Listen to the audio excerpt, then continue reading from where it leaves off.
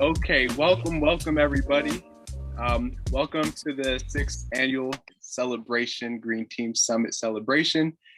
Today, I would love to give a formal welcome as a youth program coordinator. My name is Caesar, and before we do get started, I would first like to make some announcements. I first want to say thank you to our summit sponsor, NRDC, and this session's headline sponsor, ComEd, and to all the sponsors and partners that made tonight's event possible. I also want to remind you that you can win a $100 gift card to Earth Hero, an online market working to create a healthier planet by completing our sponsor passport. You'll learn more about that at the end of the program today.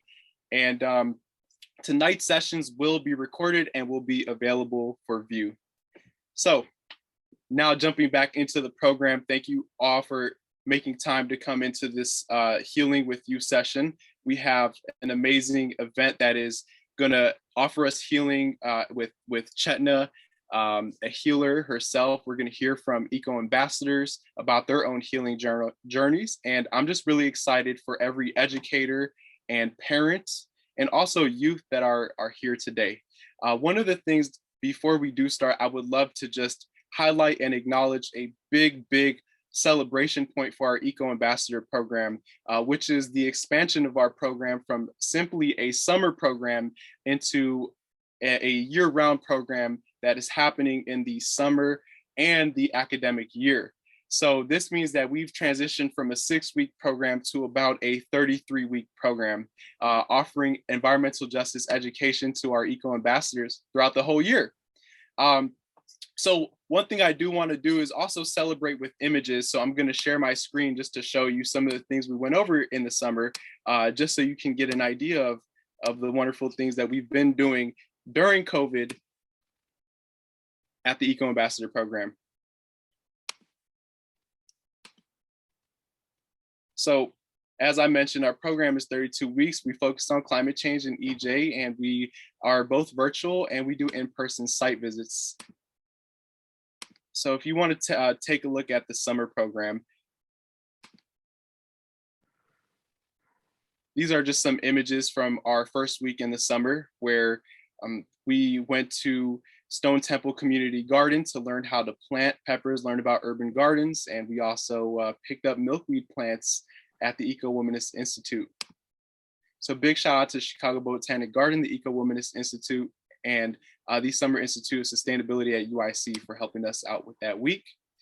Moving on to week 2, we were learning about climate change and the problems and the solutions in the bigger picture of the global climate crisis.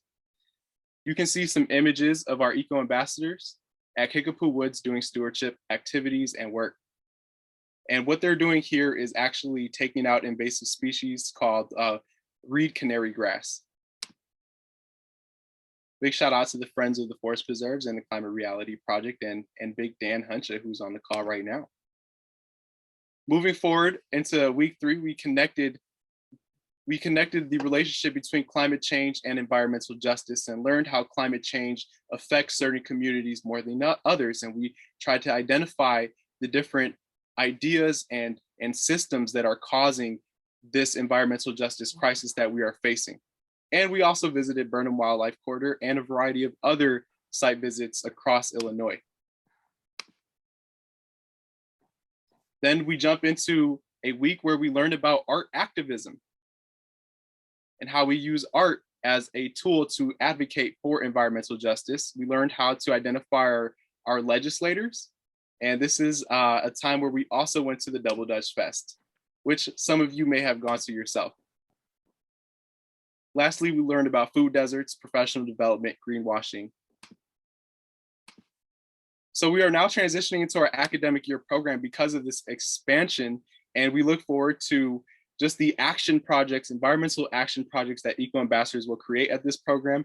Eco Ambassadors will also be responsible for hosting their own virtual environmental justice workshops, and they will actually be leading the education together. So when you talk about youth-led, this is a major accomplishment that I'm really excited about. And we're here today to hear some healing stories, which I'm excited to get into. But before we do that, I would like to pass this to Christina Crost for a land acknowledgement. Thank you, Caesar. It's amazing to see the ways that the youth have been leading and growing over the past year. And I'm so thrilled that the program is expanding. And I'm Christina Crost. I'm Faith in Place's policy coordinator, and I'm a mom to one of the Central Illinois Summer Eco Ambassadors. And I want to pause tonight to recognize, thank, and honor the Native peoples whose land we are residing on because of centuries of forced expulsion and genocide. This land acknowledgement will recognize Native people from the Illinois area. But if you're joining from elsewhere, we invite you to check out the resource linked in the chat to learn about the Native communities on whose land your home resides. Faith in Place works throughout the current state of Illinois, which is comprised of the ancestral lands of the Peoria, Kaskaskia, Miami, Mascoutin, Meskwaki, Odawa, Piankashaw, Weah, Sauk, Potawatomi, Kickapoo, Ojibwe, and Chickasaw nations. These nations were forcibly removed from their homeland and fight to survive and maintain their identity. We strive to acknowledge and address the violence and colonization, in which our modern society is rooted. Now I would like to turn the stage back over to Caesar, who will be introducing one of tonight's special guests, who will be guiding us through an inspiring healing practice. Caesar? Thank you for passing the mic back to me. If you remember from last Green Team Summit, we used hip hop terms in our program because that's fun. And I'm really excited for who we have to present today and what we have in store, which is a compassion workshop. But before I do want to illustrate a small story for the educators that are in here so that we can take something that's useful into our own classrooms, especially during the time that we're hybrid and or still virtual, completely 100% virtual.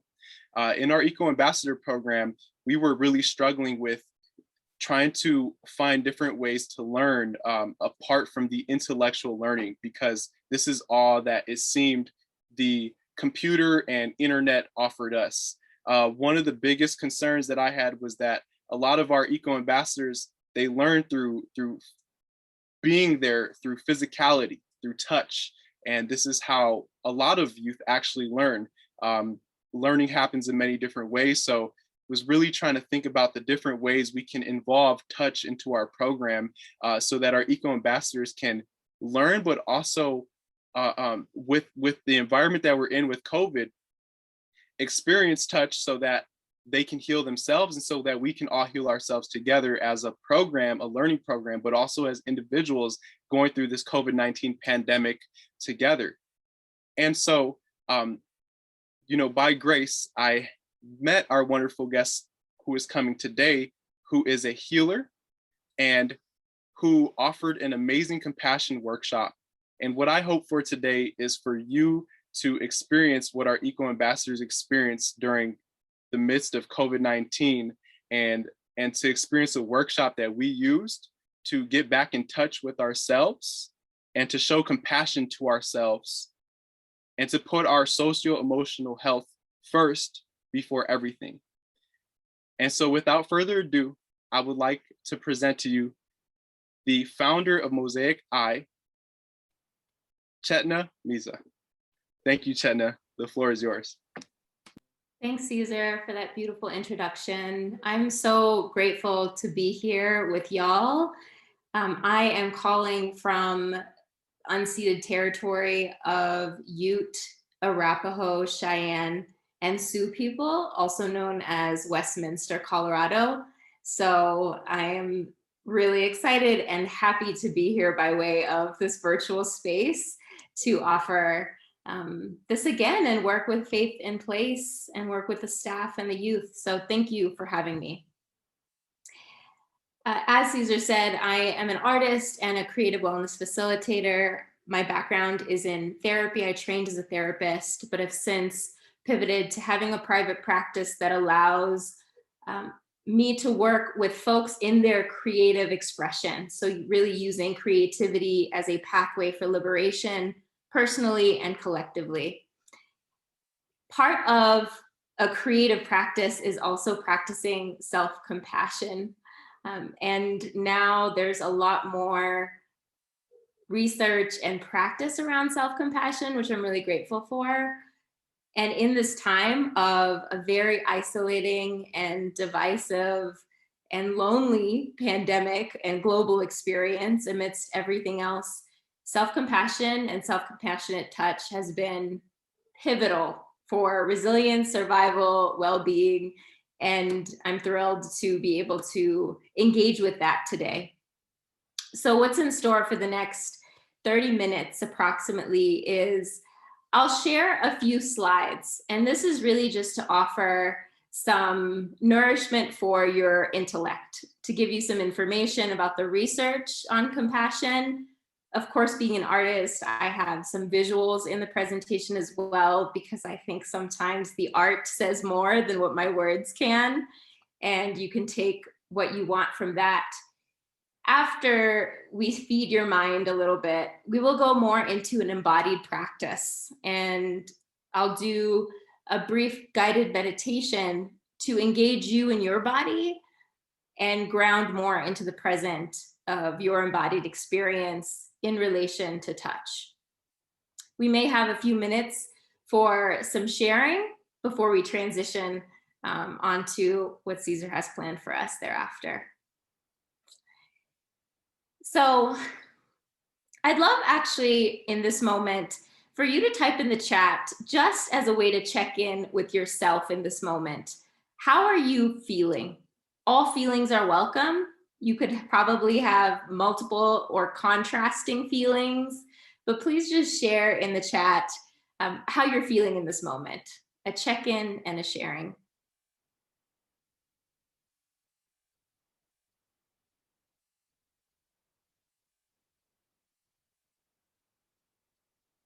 Yes, thank you. Yes, a lot of overlapping feelings.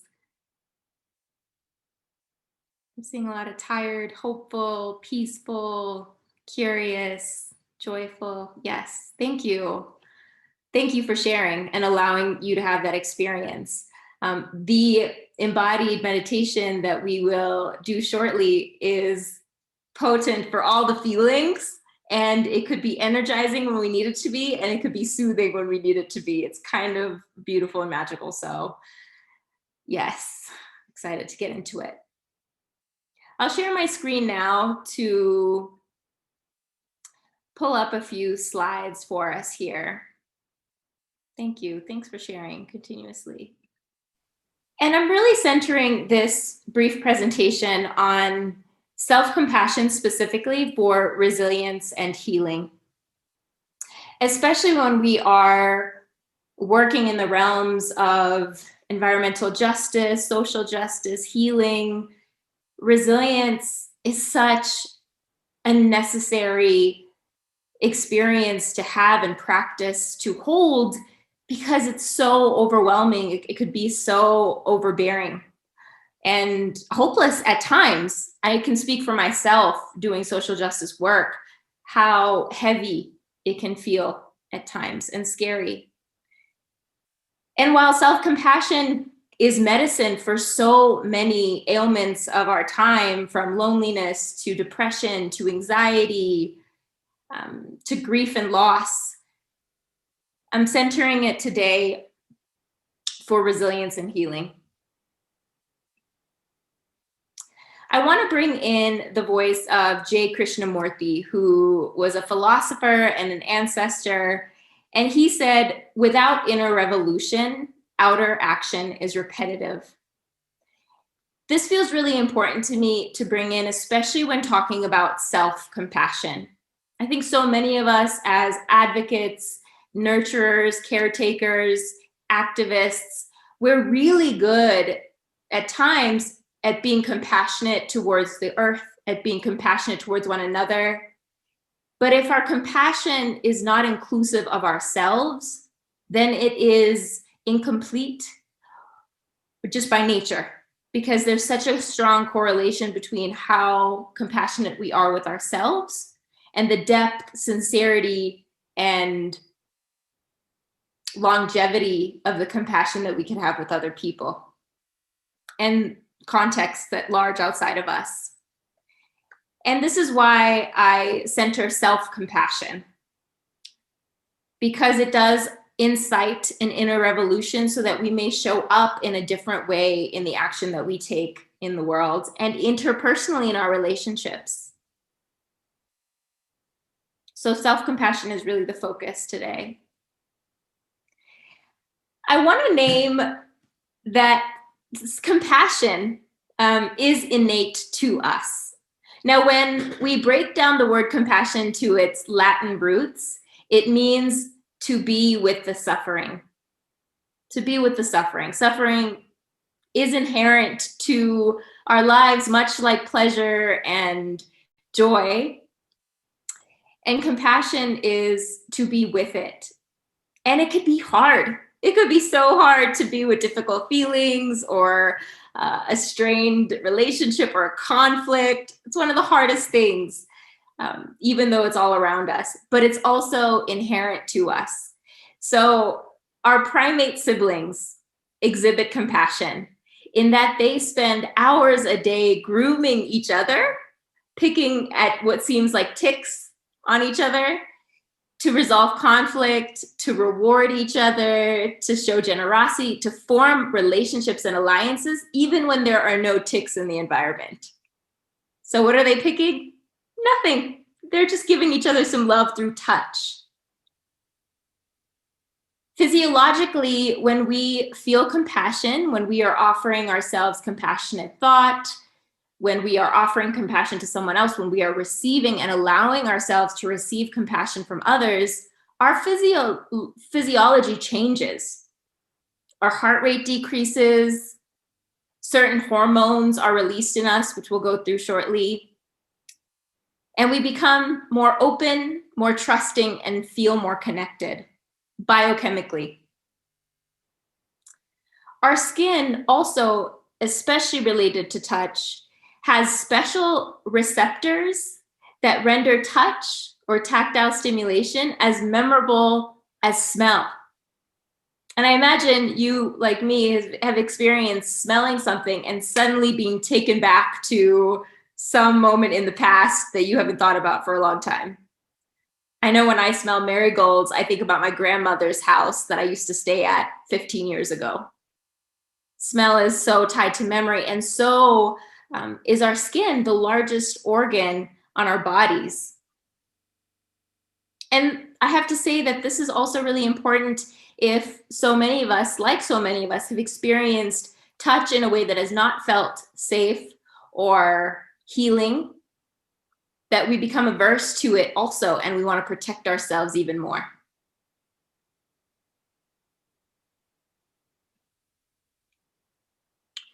More about the physiological changes associated with compassion.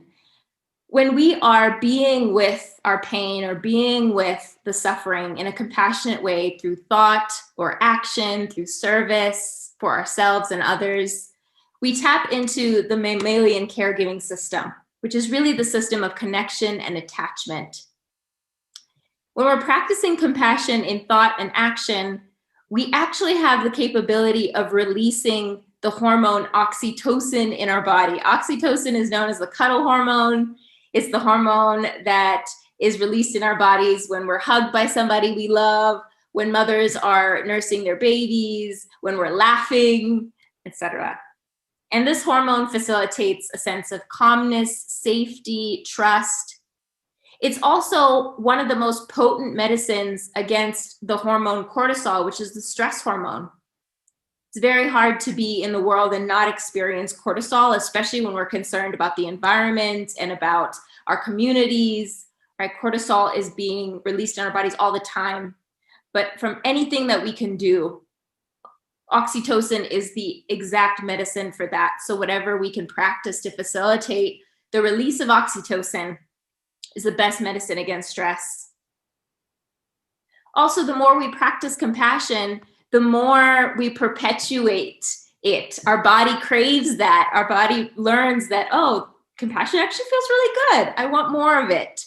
So physiologically and biochemically, we are motivated to practice it more.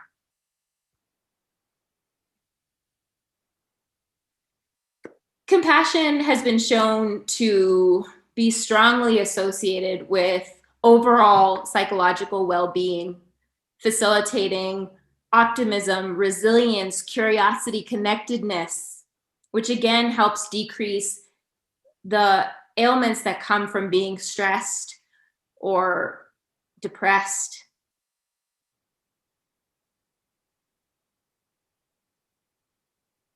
I just want to see how the chat is going.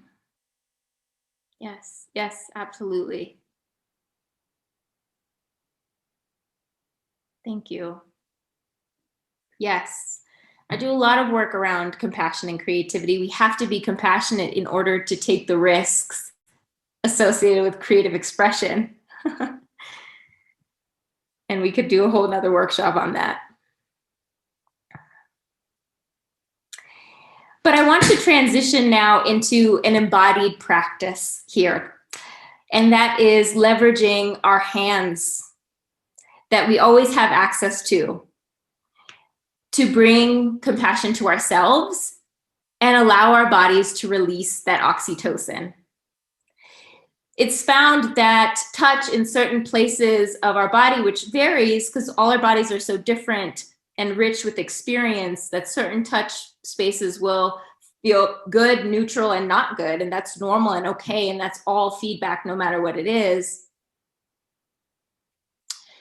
But certain touch spaces are known to promote deep relaxation, again, to decrease the heart rate, to soothe stress, and to put us into the system of rest and digest, as opposed to fight, flight, freeze, and appease. We're always, we always have our hands on us. We're always touching ourselves, right? And we can't pay that much attention to it. Otherwise, that would be very distracting. But when we do unionize our intention and our mind and our attention with our body and actually pay attention to how we lay our hands on our bodies, it is super powerful, and our body responds the same way if someone we trusted and loved held us. The body doesn't know the difference between someone we love and trust holding us and us holding ourselves too. So it may seem better to receive a hug from someone we care about. And yeah, maybe in some ways it absolutely is.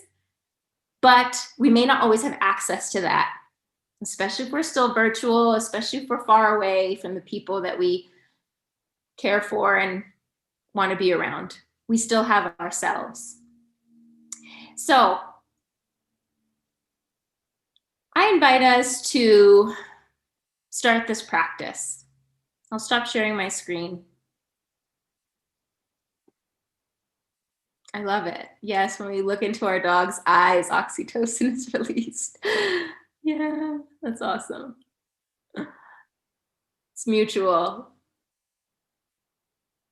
Yes. So we'll go through a guided meditation now. And here I invite you to stay where you are, or this will be about 10 minutes or so. Get comfortable if you could get even more comfortable in this moment. And I invite you to close your eyes or lower your gaze and look somewhere else besides the computer screen to give your eyeballs a break for a moment. And let's start first by observing the breath exactly how it is in this moment, without trying to change it or deepen it. No need for any of that. Simply just notice the inflow of your breath, the outflow of your breath. Noticing how deep your breath is traveling into your body. Noticing the parts of your body that expand with your inhale and contract with your exhale.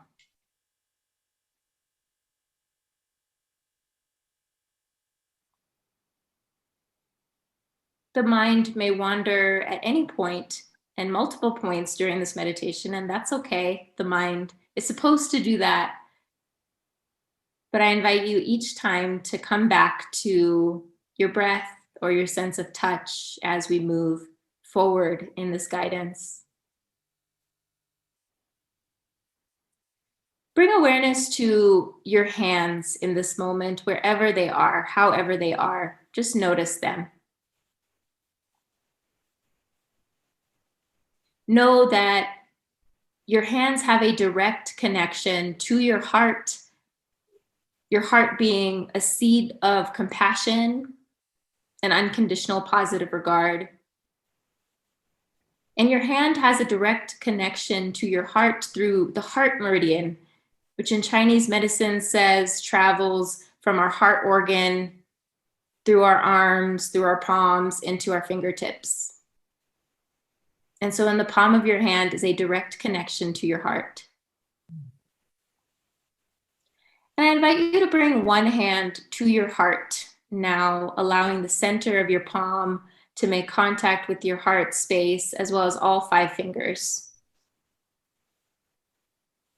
And notice the gentle pressure of your hand on your heart. Notice the temperature of your hand on your heart. Notice how your hand moves with your in-breath and your out-breath.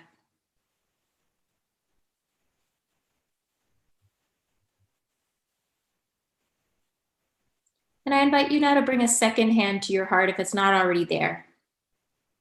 Both hands on your heart, both hands engaged in holding yourself in this moment. Feeling the gentle pressure of both hands now on your heart space, noticing what this is like. Observing, collecting feedback on what this feels like for you. There's no right or wrong way for it to feel.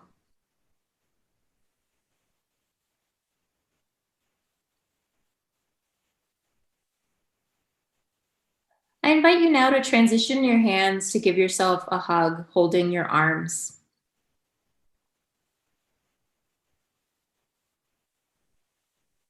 Our bodies take these gestures by themselves automatically when we're feeling certain feelings. But what's it like to give these gestures to your body intentionally and to observe what it's like to unionize your mind and intention with your body intelligence? As you continue to breathe, just notice what this is like, collecting data and feedback from your body.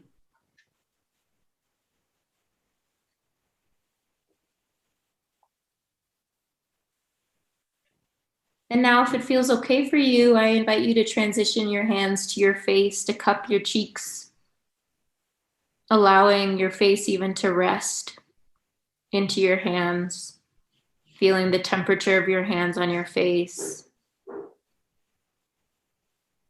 feeling the gentle pressure of your hands on your face.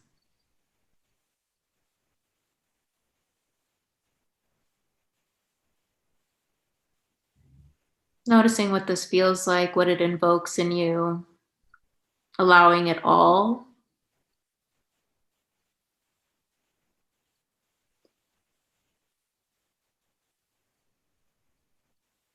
And you're welcome to stay here or to give your hands to another part of your body or return to a gesture that we've already done that would feel good or neutral, whatever your body needs right now.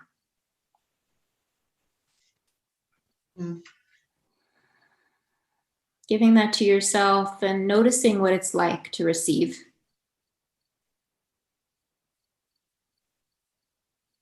Continuing to breathe into it. Acknowledging this effect of touch that you always have access to.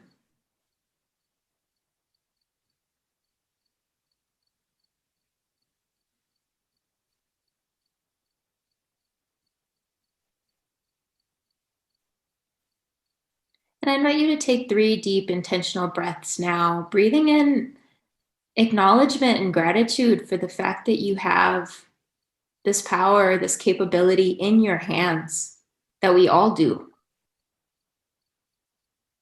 And that if we choose it, we can give it to ourselves at any point.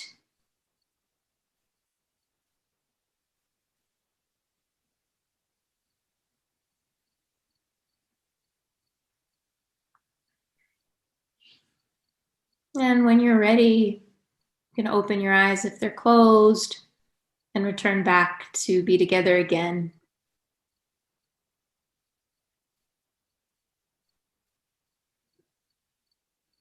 Thank you for engaging with that however you did. I want to emphasize that there's no right or wrong way to engage with it or to feel in this moment. Although it has the capacity to soothe us, to relax us, to ground us, it's very normal also at times for it to energize us or also invoke discomfort in us, because touch is that powerful. And sometimes it shows what our bodies need or what our bodies are afraid of for valid reasons. So with that being said, I'd love to open it up to see if there's any shares that you would like to offer. You can feel free to share it in the chat or unmute yourself and share it vocally. All feelings are welcome. All experiences are welcome.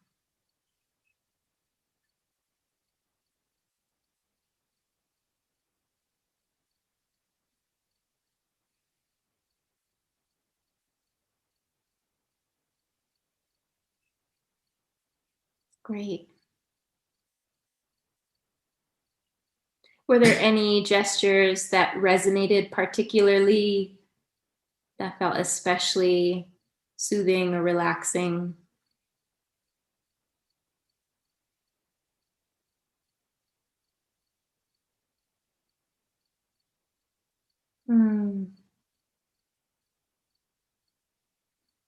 I see perhaps a question about advice for those who can't move. If mobility is challenging, the fact is because the skin is our most all-encompassing organ in our bodies, we can give ourselves touch at any place, really. It doesn't have to be in the gestures that we named, but it could be anywhere. And to give mindfulness to that, to notice the gentle pressure of the hand, to notice the temperature, it could be sufficient. Nice. Yeah.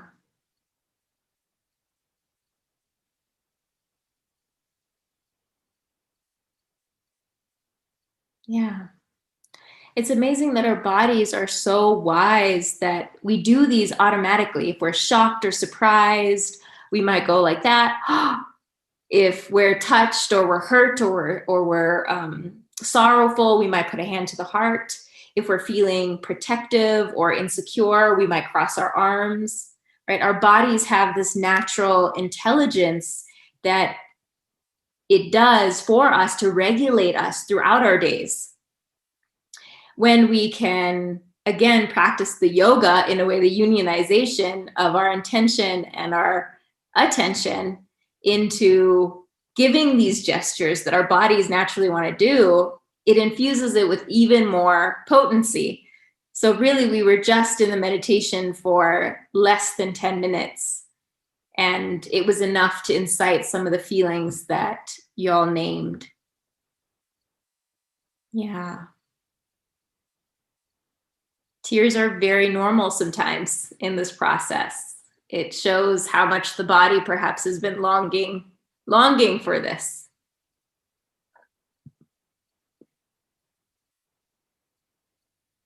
Yeah.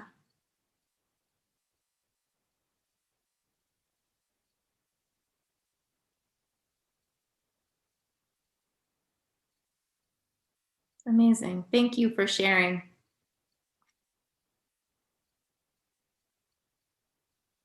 I hope that this might be something you choose to give to yourself at any point. We have access to it. It is 100% free. It is on our person always. This is the type of self-care that I choose. That's outside of systems of capitalism and white supremacy. We have it. It's on us. And it could take just a few moments. And it's what our body naturally wants to do. Thank you so much for engaging with this. I'm really grateful to have offered it and to have practiced with you. I will go ahead and pass it back to Caesar to continue forth. Thank you so much, Chetna, for sharing your compassion workshop with our greater community. Just as a reminder to everybody who's here, Chetna came into our youth program to run this compassion workshop, which was actually for about 1 hour long, so it was double the time. And when I think about touch and environment as well, when we work with the environment, we touch the soil as well. We touch our tools, we do these things, and we stay active. And thank you for showing us the tools of the human body for ourselves, Chetna. We really appreciate it. And I just want to recognize that now more than ever, it's really, really important to inquire about the ways that our youth are healing during this really stressful time that our youth are facing in their homes, in their schools, and society as a whole. If you are further away from the teenage years, I'm sure it's really difficult to imagine what it would be like to actually go to school on a virtual platform and then go to after school programs at a virtual platform. And so this is really taxing to our youth. And so this is why, and here's another point I want to make about healing with youth and healing in our Eco Ambassador program. When we first had to transition our program into a completely virtual experience, one of the most important things that I put to the top of the list as a coordinator is to prioritize, once again, the socio-emotional health of our Eco Ambassadors. And in order to do this, and by the way, this was before everything. This is before the learning, before the activities that we do virtually, is to prioritize the socio-emotional health. How did we do this? We did this through workshops with Chetna, for example. We also made sure that we checked in with our youth, did daily check-in activities to share things that are unrelated to our program, because those are still important. What you're bringing into our program is still about environmental justice, because you are bringing what is in your environment into our program and you're sharing it with each other. And so just taking a breath and recognizing that touch, even in my lungs right now, is really amazing. And Chetna, you're rubbing off on me again, so thank you. But so what we're gonna do now is invite our Eco Ambassadors to a panel discussion so that we can learn about the ways that they have been healing themselves. And one thing I do want to note about this panel discussion, we had a similar panel discussion where we invited Eco Ambassadors to Colorado Boulder University. And the Eco Ambassadors were actually the panelists sharing their stories about virtual learning to educators at this university, so that these educators can take the words and the experiences from youth and apply it into their own programs. And some of the feedback that we did get were some educators felt they were being too hard on their students during this time and felt that they had to show their students more compassion during these times. And so I'm really excited because you as a parent, you as an educator are also going to hear out today a little bit more about the ways that our youth and our Eco Ambassadors are taking healing upon themselves, and also how the Eco Ambassador program has helped their own healing journey. And a few more other things will be discussed in this panel. So at this moment, I want to invite Indigo, Nichelle, and Henry onto the panel. And once you are all on, I will have you all introduce yourself. So we'll just wait until everyone is spotlighted. And if you are on the panel, just turn on your video so that we can find you and pin you to the front. Thank you. Hey, Henry. Hey, Nichelle. And would also like to invite Indigo, if you are there, onto the panel. Hello, my name is Indigo Shepherd. I am an Eco Ambassador. And something that I aspire to do is create a better world for the generations after mine. Thank you, Indigo. Appreciate you starting off the introductions. I will pass it to Nichelle for an introduction. Okay, can everyone hear me? Yes, we can hear you. You're a little frozen, but we hear you, so that's good. Okay. All right, so hi, my name is Michelle. I'm an eco ambassador in the program, and one aspiration I have is to find balance, because this year I'm in person for school, so to kind of get back into that routine of school and not virtual. School has like kind of a difference. And I'll popcorn it to Henry. Good evening. My name is Henry. I'm an eco ambassador, and one of my aspirations is to pursue a degree in engineering and or profession. So yeah. Awesome. Thank you so much, Eco Ambassadors, for sharing your introduction and aspirations and your position in your program. I really appreciate that. And really excited to get started with our academic year program, which is starting next week. So I'm just super excited. So let's get started with the panel discussion. So this is how we're going to do this, everyone. I'm just going to ask a question, and then an Eco Ambassador will take the question and pass it to each other, and they'll offer an answer. So one thing I want to ask is, what did you personally do to heal during the COVID-19 pandemic?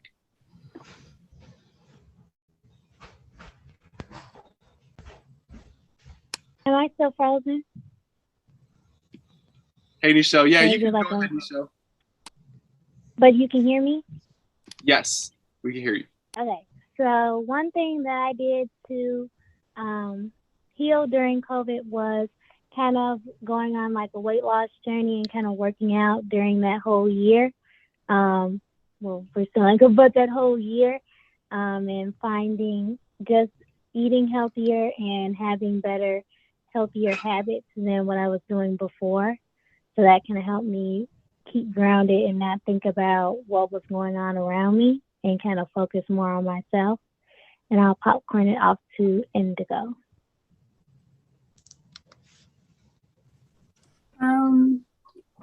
I did a lot of things, but the main thing that I would do is journal, because I like to journal how I feel to better get an understanding of what's happening in my life and how to make it better, and how to also just fix the issue if there is an issue, because most of the time it's not an issue, it's more of a me thing. So I would want to like have a little day where I could just write it down and then just have like a self-reflecting moment. And I would like to pass it to Henry. Thank you, Indigo. One thing that I did to heal over this, whole quarantine, I meditated and I prayed a lot. I identified myself that my connection with God wasn't as strong as I wanted it to be, especially with everything around me, the Black Lives Matter protest, a lot of things like that, took away at the time that I had, because I was involved in those projects as well. And so, I decided one day I would take it all back and, start praying, start talking to God more, just building that connection. And it also kept me engaged, because being a teen, there's a lot of things that can distract you in life. And so I feel like, praying to God also kept me engaged, so that, I wouldn't start doing anything, quote unquote stupid. So yeah, that's one thing that helped me heal over this quarantine break. Okay, shout out Eco Ambassadors, AAA. Thank you so much for sharing. So I heard, fitness, turning to working out, journaling, and turning to God. So thank you so much for sharing your answers there. So the second question I would like to ask you all is, so we were in the Eco Ambassador program together, and I want to ask you, and our audience probably wants to know as well, how did the Eco Ambassador program help you in your healing journey?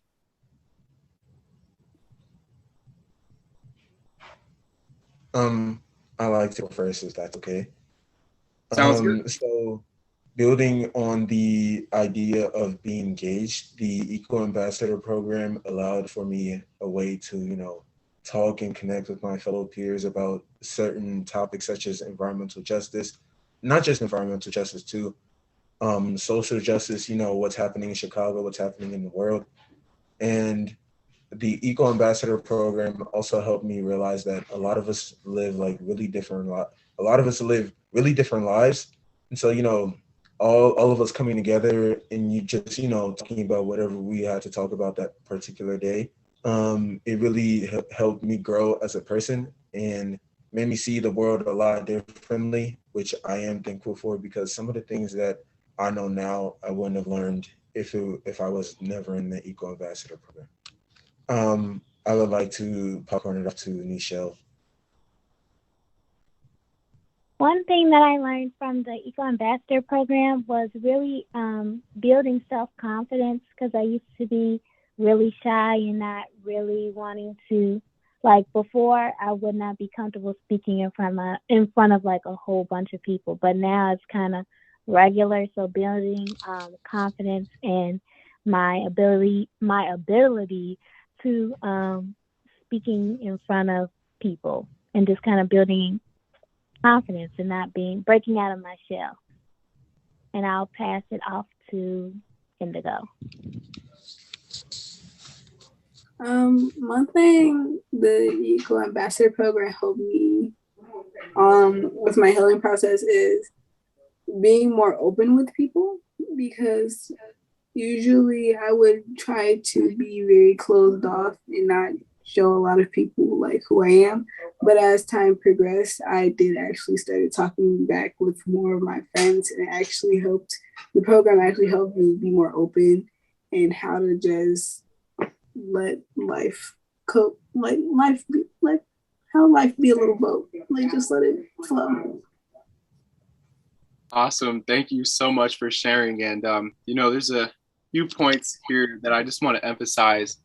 First, Henry, you mentioned seeing diversity. I wasn't expecting you to say that answer, but I think you make a really good point. And this is for all the educators out here too, because a lot of times when we're, seeking for support in our local communities, a lot of people look at our communities as from a deficit-based perspective. And when looking at our communities from a deficit-based perspective, you lose the diversity that you do have between each other. And so, Henry, thank you for reminding us that there is diversity in our program and in our group, and honestly, everywhere that people look at when they see a community and say, oh, this community needs help. And also, shout out to Nichelle. Nichelle, I'm glad that you mentioned about your confidence raising. Nichelle really broke out of her shell. It was really, really amazing to see. And I can understand how gaining confidence is related to your healing, because when you break down the word confidence, it breaks down to with faith. The Latin meaning means con fidel, which means with faith, and having faith in yourself is definitely healing.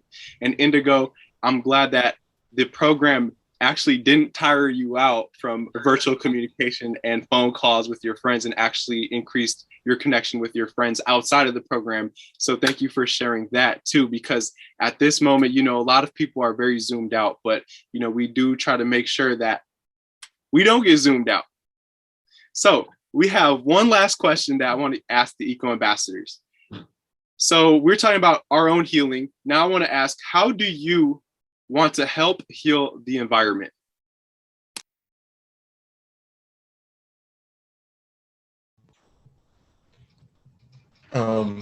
I'll go first again if you guys don't mind. So how I plan on healing the environment is giving a voice to people who don't necessarily have a voice. So when I say giving a voice to people that don't necessarily have a voice, it encompasses a lot of people, such as maybe minorities or people who are too shy to talk about the problems in their neighborhood. And so a lot of people have called me outspoken and really bold, and I want to take that and just advocate change where it needs to be, such as organizing meetings parties or, rallies where I can get this point across and, people will know that I got the point across and, try to help the community. So basically organizing and, public speaking is my strongest fort. I feel like that's the way that I should help my community. I will popcorn it off to Michelle this time. Okay.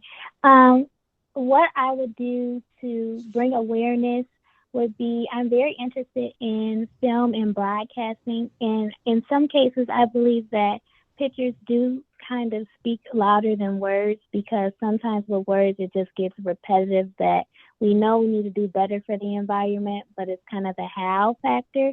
So I think maybe in a short film or something of that nature, has something how people can watch, because most of the time we are on our phones, has like a quick video or film or TikTok or whatever to show how the environment is important and what we need to do to change that and fix that. And I'll pass it off to Indigo. Something that I wanted to do to help better the environment was to go around my neighborhood and to fix the gardens that surround it, because I would see a lot of abandoned gardens that looked very, well, in my words, very destructive, like someone just stopped caring for them after a while. And I would like to build it back up so people can have like a little soft place to be able to just stay around. Amazing, amazing, amazing. Hey, Eco Ambassadors, I just want to give you one really big shout out one last time for joining us on the panel discussion today. And I'm honestly sure that there's going to be a lot more panel discussions that you're going to be invited to after this and continuing on, having started with Colorado Boulder University to the Green Team Summit. And if anybody in the audience does want to feature our Eco Ambassadors and hear their voices in your own events, please feel free to reach out to me and my email is caesar@faithandplace.org, because I'd rather you hear from the youth themselves than me about their experience and their learning with environmental education. So just before I pass this on for a closing, I want to just share some ways that you can connect to our youth program. So first, I want to let you know that we have a monthly youth newsletter. In our monthly youth newsletter, you can keep updated for month to month what we are doing in our Eco Ambassador program.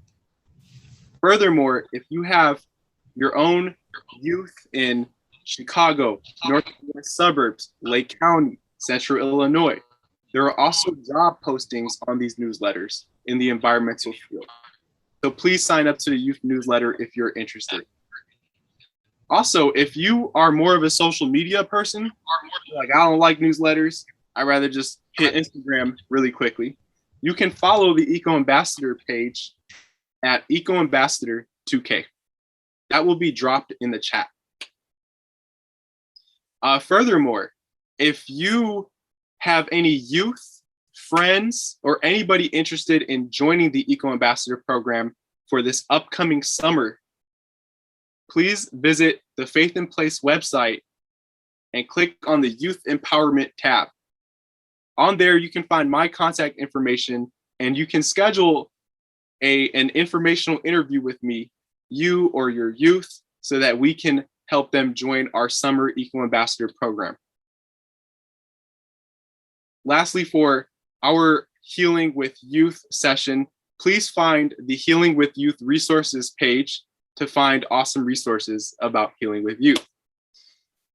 And there's one big last thing that I want to make clear. I'm sure that everybody enjoyed Chetna's compassion workshop. If you are interested in connecting with Chetna and having Chetna join you or your organization or your youth for a compassion workshop, please visit mosaicieunfolding.com, and that will also be dropped in the chat. Thank you so much, Chetna, for joining us. Thank you, Eco Ambassadors, for also joining us. I would like to pass it to now Samantha to give a closing words. Thank you. Thank you, Chetna, Caesar, and all the youth who brought us this inspiring session. I'm Samantha Miller, Faith in Places Energy and Climate Change Support, and I am so glad each of you joined us this evening. I want to take a moment to share what you can look forward to tomorrow before we end our time together. From 5 to 6 p.m. Central Time tomorrow, we will have a session on racial healing. Together, we will experience a racial healing circle, which is a practice Faith in Place staff and community have been doing over the past year. Don't worry if you don't have any experience with such a circle. You can watch or participate as much as you feel comfortable, and our staff will be modeling how the circle works. Then from 6:30 to 7:30 Central Time tomorrow, we will have a session on healing with food. This will be an exciting session where we will go on a virtual tour of Soda Gracia, an urban farm bringing free and fresh produce to many in need in Urbana, Illinois. And we will also get a chance to ask questions with the farm's director, Tracy Barkley. After that, we will get in the kitchen with plant-based vegan soul food chef, Chef T, owner of Majani Restaurant in Chicago. And then our final session, closing the summit, will be from 8 to 8:45 p.m. Central Time tomorrow. It's called Healing Practices. This session will have 4 healing practices led in different breakout rooms so you can select the practice most interesting to you and practice it together with the guide. Don't forget, it's not too late to register to join for tomorrow's session. So if you have any friends or family you know who would like to attend, please invite them and tell them to register at greenteamsummit.org. Again, that's greenteamsummit.org. Another round of thanks to our summit sponsor, NRDC, and this session's headline sponsor, ComEd, and to all the sponsors and partners that made tonight's event possible. I also want to remind each of you to please take a moment to complete the sponsor passport linked on tonight's resource page for your chance to win a $100 gift card to Earth Hero, an online market working to create a healthier planet. You can also win a $100 gift card for completing our summit survey, also linked in the chat. That is all for this session. I look forward to seeing you tomorrow night at 5 p.m. Central Time for our racial healing session. Thanks again for joining us. Have a good night, everyone.